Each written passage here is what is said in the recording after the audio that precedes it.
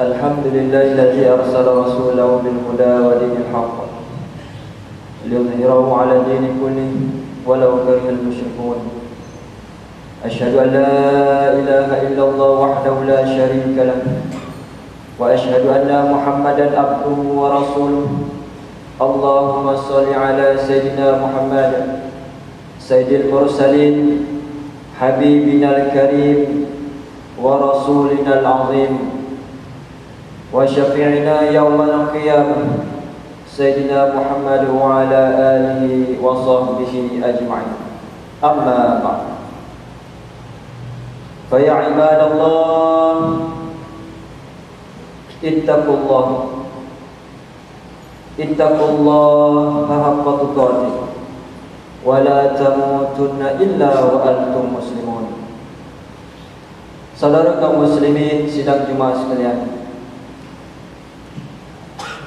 pertama setelah saya berpesan khusus bagi diri saya yang menyampaikan khutbah pada hari ini, dan kepada sidang Jumat sekalian, marilah bersama-sama kita bertakwa kepada Allah Subhanahu wa taala dengan sebenar-benar takwa, yaitu dalam keadaan pada hari ini tuan-tuan hadirin sekalian, tidak boleh tidak ataupun kita tidak boleh lari daripada melaksanakan segala perintah Allah dan meninggalkan segala larangan. Segala perkara-perkara yang ditegah untuk kita laksanakan, serta perkara-perkara yang pastinya dalam keadaan boleh mengundang kemurkaan Allah Subhanahu wa taala. Dan insya-Allah mudah-mudahan saudara sekalian, dalam keadaan pada hari ini kita memiliki azam dan juga keinginan yang bersungguh-sungguh untuk menjadi seorang hamba Allah Subhanahu wa taala yang terbaik di sisi Allah. Mudah-mudahan Allah Subhanahu wa taala sentiasa mempermudahkan kepada kita dalam keadaan melaksanakan segala ketaatan-ketaatan, dan mudah-mudahan kita semua tergolong di kalangan mereka yang berjaya di dunia dan di akhirat.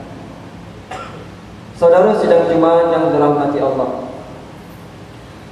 sebelum kita membicarakan tajuk khutbah kita pada hari ini, sekali saya mengingatkan kepada hadirin sekalian, dengan beradanya kita di tempat yang mulia ini merupakan satu nikmat yang besar daripada Allah Subhanahu wa taala. Nikmat dalam keadaan hari ini Allah Taala masih lagi memilih kita tuan-tuan, masih lagi memberi keizinan kepada kita untuk hadir di masjid ini dalam keadaan yang pertama melaksanakan ketaatan kita, kewajiban kita kepada Allah Subhanahu wa taala. Yang kedua, sebagai tanda kita bersyukur di atas segala nikmat-nikmat Allah Subhanahu wa taala. Justru kepada saudara sekalian, dalam masa yang tidak lama ini, dengan nikmat yang Allah Taala anugerahkan ini, janganlah kita tidur semasa dalam keadaan khutbah disampaikan. Yang kedua, janganlah kita bercakap-cakap ataupun berbual-bual. Yang ketiga, janganlah kita melakukan perkara-perkara yang lawak. Contoh hari ini, walaupun kita tidak bercakap, tetapi tangan kita masih lagi melayari internet, bahkan dalam keadaan masih lagi sempat pada kita menghantar status dan sebagainya. Dan dalam pelaksanaan ini semua tuan-tuan yang dirahmati Allah, pasti dalam keadaan manusia ini, dalam keadaan orang ini rugi kerana dalam keadaan mereka tidak memperolehi pahala dalam keadaan mendengar khutbah Jumaat. Justru itu saudara yang dirahmati Allah, marilah dengan nikmat Allah Ta'ala ini kita luangkan sedikit masa untuk mendengar khutbah Jumaat pada hari ini. Mudah-mudahan Allah Ta'ala memberikan kepada kita taufik dan hidayah dalam untuk menjadi seorang hamba Allah Subhanahu wa Ta'ala yang terbaik. Saudara kaum muslimin sidang Jumaat sekalian, InsyaAllah pada hari ini mimbar ingin mengajak kepada saudara sekalian untuk menyentuh satu perkara ataupun satu isu yang hangat diperbincangkan pada minggu lepas sama ada di media-media masa, bahkan mungkin di kedai kopi membincangkan perkara ini. Bagaimana satu perkara berkaitan dengan transgender apabila keputusan Mahkamah Rayuan pada 7 November 2014 yang memutuskan Seksyen 66 Enactment Jenayah Syariah Negeri 9 1992 bertentangan dengan perlembagaan persekutuan. Seterusnya membenarkan lelaki muslim berpakaian seperti wanita, dan ini terus menjadi perdebatan umum. Masalah ini tuan-tuan bukan masalah 5 lelaki tersebut. Masalah ini tuan-tuan bukan masalah di Negeri 9 sahaja. Masalah ini bukan masalah dalam satu parti politik sahaja, tapi ini merupakan masalah ummah, masalah yang cukup besar, masalah agama. Persoalannya saudara sekalian, seandainya dalam hidup kita pada hari ini wujudnya pertembungan yang dikatakan antara human rights ataupun hak asasi manusia, dalam masa yang sama bertembung dengan peraturan yang telah ditetapkan oleh Allah Subhanahu wa taala, bertembung dengan hukum-hukum yang telah ditetapkan oleh Allah Subhanahu wa taala. Persoalannya tuan-tuan hadirin sekalian, sekiranya ini berlaku dalam hidup kita, yang manakah satu pilihan kita, ataupun yang manakah yang akan kita ambil, yang kita utamakan? Sama ada hari ini kita mengutamakan diri kita, sama ada hari ini kita ingin memuaskan nafsu kita, sama ada hari ini kita ingin mengikut naluri kita, ataupun dalam keadaan yang lain kita menolak segala-galanya tetapi kita mengutamakan redha Allah Subhanahu wa taala.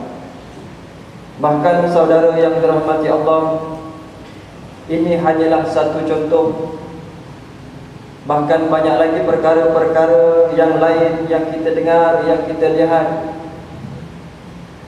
bukan sekadar berlaku di negara kita, bahkan di seluruh dunia. Bagaimana ada segelintir umat Islam dalam keadaan mereka ingin menggunakan term dalam human rights ataupun hak asasi manusia kata, dalam keadaan mereka ini dalam masa yang sama menidakkan hukum yang telah ditetapkan oleh Tuhan, yaitu Allah Subhanahu wa taala. Satu hukum dalam keadaan yang telah terkandung dalam Al-Quranul Karim, kalam Allah, yang telah dijelaskan dalam risalah Rasulullah sallallahu alaihi wasallam. Saudara sidang jemaat yang dirahmati Allah, marilah bersama-sama kita pada hari ini kita melihat yang pertama tuan-tuan, kejadian kita sebagai manusia, kita diciptakan oleh Allah Subhanahu wa taala. Bahkan dalam keadaan kejadian manusia ini kita tahu merupakan kejadian sebaik-baik kejadian yang diciptakan oleh Allah Subhanahu wa taala. Allah Taala berfirman dalam surah Tin, A'udzubillahi minasyaitonir rajim, laqad khalaqnal insana fi ahsani taqwim. Artinya sesungguhnya kami telah menciptakan insan, yaitu manusia, dalam bentuk yang sebaik-baik. Inilah kita tuan-tuan, yang kita namakan manusia, merupakan satu kejadian yang cukup cantik, yang cukup indah. Dan apabila dalam keadaan hari ini tuan-tuan hadirin sekalian, kita membezakan antara manusia dan haiwan yang juga merupakan ciptaan Allah Subhanahu wa taala. Haiwan ini diberikan nafsu, tetapi haiwan ini Allah Ta'ala tidak anugerahkan dengan akal fikiran. Tetapi bagaimana manusia tuan-tuan dengan kejadian yang cukup indah, diberikan manusia ini nafsu, tapi dalam masa yang sama kita dianugerahkan dengan nikmat akal fikiran untuk berfikir. Bagaimana seorang manusia tadi dalam keadaan memiliki akal yang waras, yang berpandukan kepada keimanan, berpandukan apa yang terkandung dalam Al-Quran dan Sunnah Rasulullah sallallahu alaihi wasallam. Pastinya manusia ini dapat mengawal nafsunya, pasti manusia ini dapat mengengkang nafsunya daripada dalam keadaan nafsu ini merajai. Bahkan apabila manusia ini dalam keadaan berjaya menjaga nafsunya, manusia ini sampai dalam keadaan satu ketika kejadian martabatnya lebih hebat daripada malaikat. Tetapi saudara sekalian, seandainya manusia ini yang dianugerahkan dengan akal fikiran, mereka ini meletakkan nafsunya di hadapan, hidupnya bertuhankan, berajikan nafsu, mereka ini tuan-tuan, martabatnya terkadang sama dengan haiwan dan terkadang dalam keadaan lebih hina daripada haiwan. Ini dijelaskan oleh Allah Subhanahu wa taala dalam surah Al-A'raf, surah yang ke-7 ayat 179. Tuan-tuan boleh buka Al-Quran, sama ada lepas solat ini di masjid ini ataupun balik ke rumah, bukalah surah Al-A'raf, surah yang ke-7 ayat 179. Allah Ta'ala berfirman, A'udzubillahi minasyaitanir rajim. Wa laqad zara'na li jahannama katsiran minal jins. Laqad zara'na li jahannama katsiran minal jinni wal ins. Lahum qulubun la yafqahuna biha wa lahum 'ayunun la yubsiruna biha wa lahum adhanun la yasma'una biha. Ulaika kal an'ami bal hum adall. Ulaika humul ghafilun. Sadaqallahu alaihi. Wa laqad zara'na li jahannama katsiran minal jinni wal ins.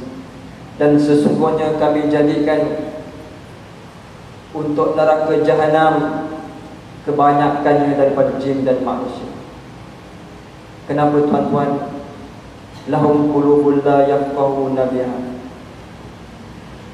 yang mempunyai hati tetapi mereka tidak memahami dengannya, yaitu ayat-ayat Allah Subhanahu wa taala. Hari ini kita ada Al-Quran, merupakan mukjizat Nabi Muhammad sallallahu alaihi wasallam.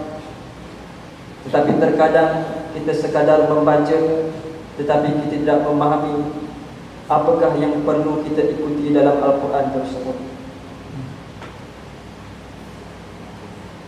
Walahum a'yunun la yubsiruna biha, dan yang mempunyai mata tetapi mereka tidak melihat dengannya, yaitu keihsan Allah Subhanahu wa taala. Hari ini tuan-tuan, Allah Ta'ala terkadang dalam keadaan mendatangkan kepada kita musibah yang cukup hebat, banjir yang luar biasa, puting beliung dan sebagainya. Tetapi bagaimana manusia ini dalam keadaan ada mata tetapi mereka tidak melihat keihsan Allah Subhanahu wa taala. Walau azanu la yasma'una biha, dan mereka mempunyai telinga tetapi mereka tidak mendengar apa yang telah dibawa oleh Rasulullah sallallahu alaihi wasallam. Ulaika kal an'am, mereka itu seperti binatang ternakan.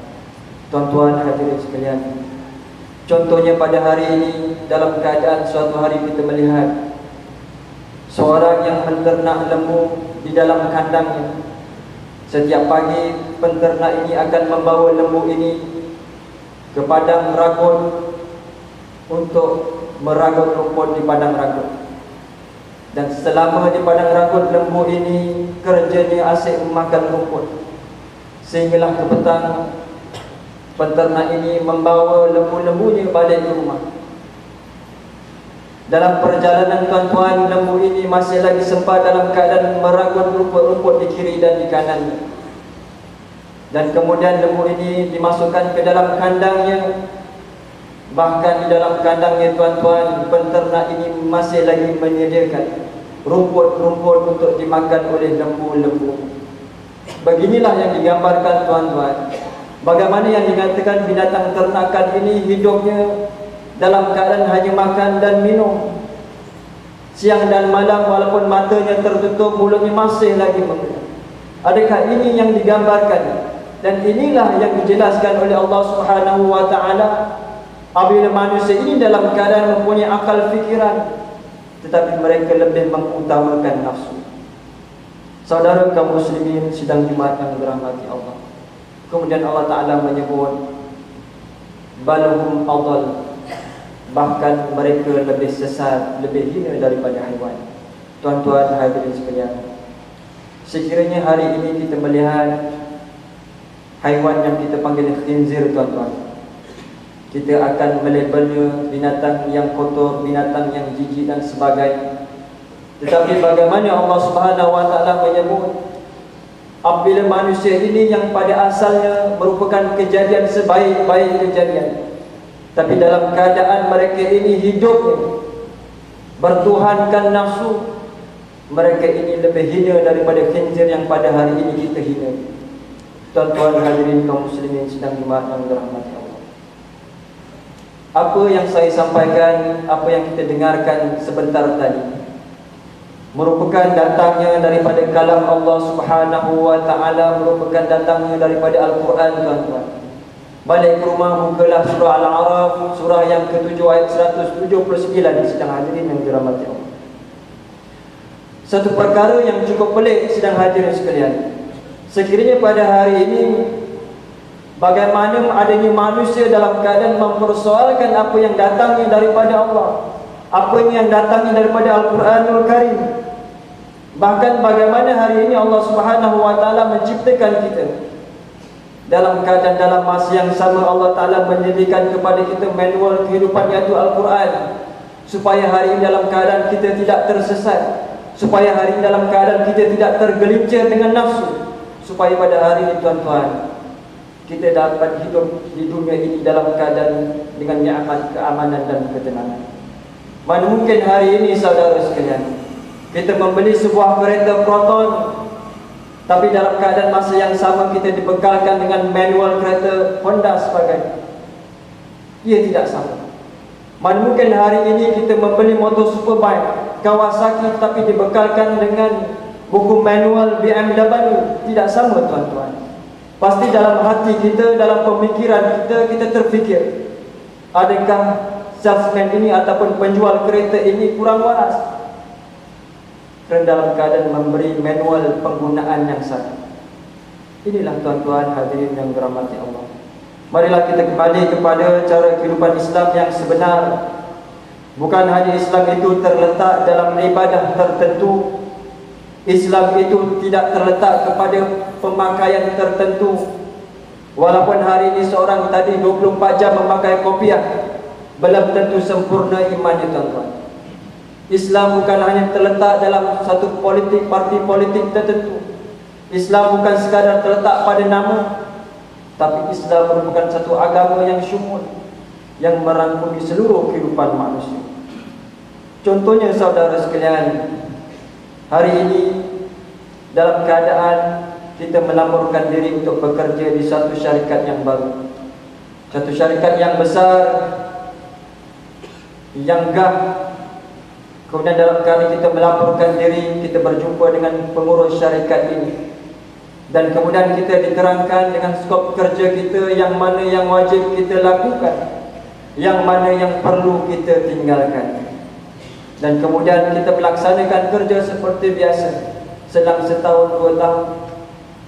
Akhirnya kerana kelekaan, kita banyak meninggalkan perkara-perkara yang wajib dilakukan. Bahkan kita melakukan perkara-perkara yang dilarang oleh syarikat tadi. Bahkan sampai satu tahap tuan-tuan pekerja ini melawan majikan sendiri. Dan akhirnya pekerja ini dipanggil oleh pengurusnya, diberi dengan amaran yang pertama, amaran yang kedua, amaran yang ketiga, dan akhirnya pekerja ini dibuang daripada syarikat ini. Tetapi tuan-tuan masih lagi beruntung, pekerja ini masih lagi boleh mencari syarikat yang lain, mungkin syarikat B ataupun C. Tetapi tuan-tuan hadirin sekalian, hari ini kita berada di bumi Allah Subhanahu wa taala. Kita dilahirkan di dunia ini bersama-sama dengan peraturan-peraturan yang telah ditetapkan oleh Allah Subhanahu wa taala. Kemudian manusia ini membesar dan dewasa, dibuai dengan kenikmatan dunia, dan akhirnya manusia ini lega dan lalai. Mereka ingin mengutamakan dirinya, mengutamakan nafsunya, dan mereka ingin melanggar perintah-perintah Allah Subhanahu wa taala. Saudara sekalian, jika pekerja tadi dibuang oleh syarikat yang pertama, dia boleh berpindah ke syarikat yang kedua. Tapi kita tuan-tuan, hari ini kita duduk tinggal di bumi Allah Subhanahu wa ta'ala. Mana mungkin kita mencari planet yang lain ataupun bumi yang lain tuan-tuan. Seandainya pada hari ini kita enggan ataupun tidak percaya dengan peraturan-peraturan yang telah ditetapkan oleh Allah Subhanahu wa ta'ala. Inilah yang perlu kita fikirkan, kita renungkan. Mudah-mudahan dalam keadaan pada hari ini, saudara yang dirahmati Allah, bila umat Islam ataupun hamba-hamba Allah Subhanahu wa ta'ala ini semuanya dalam keadaan melaksanakan ketaatan kepada Allah Subhanahu wa ta'ala, yakin dan percayalah akan datangnya maghfirah, keampunan Allah, akan datangnya barakah Allah Subhanahu wa ta'ala kepada kita. Semoga apa yang kita perbincangkan hari ini sedikit sebanyak memberi kepada kita dalam hidup ini tidak lain adalah pengabdian diri kita kepada Allah Subhanahu wa ta'ala. Tiada pun suatu saudara sekalian urusan yang lebih besar berbanding urusan kita dengan Allah Subhanahu wa ta'ala. Utamakanlah hubungan kita dengan Allah, utamakanlah tuntutan Allah Subhanahu wa ta'ala, walaupun dalam masa yang sama pada hari ini kita korbankan nafsu kita dalam keadaan melakukan perkara-perkara yang dilarang oleh Allah Subhanahu wa ta'ala. Kita berjihad dalam keadaan untuk berubah, berjihad untuk dalam keadaan berhijrah ke arah yang tidak baik, ke arah yang baik, ke arah yang baik, ke arah yang lebih baik. Mudah-mudahan dalam keadaan hari ini, saudara yang dirahmati Allah, hidup kita dengan sisa-sisa kehidupan ini masih lagi Allah Ta'ala anugerahkan dengan nikmat kehidupan. Mudah-mudahan dengan pengakhiran kita satu pengakhiran yang dikatakan husnul khatimah, pengakhiran yang baik. Mudah-mudahan dalam keadaan bila kita meninggal, bila kita dalam keadaan dicabutnya roh kita daripada jasad ini, dalam keadaan kita mampu untuk melafazkan kalimah la ilaha illallah. Barakallahu li wa lakum fil Qur'anil azim wa nafa'ani wa iyyakum bima fihi minal ayati wal dzikril hakim. وتقبل مني ومنكم تلاوته إنه هو السميع العليم. أقول قولي هذا وأستغفر الله العظيم لي ولكم ولسائر المسلمين والمسلمات والمؤمنين والمؤمنات فاستغفروا فيا فوز المستغفرين ويا نجاة التائبين.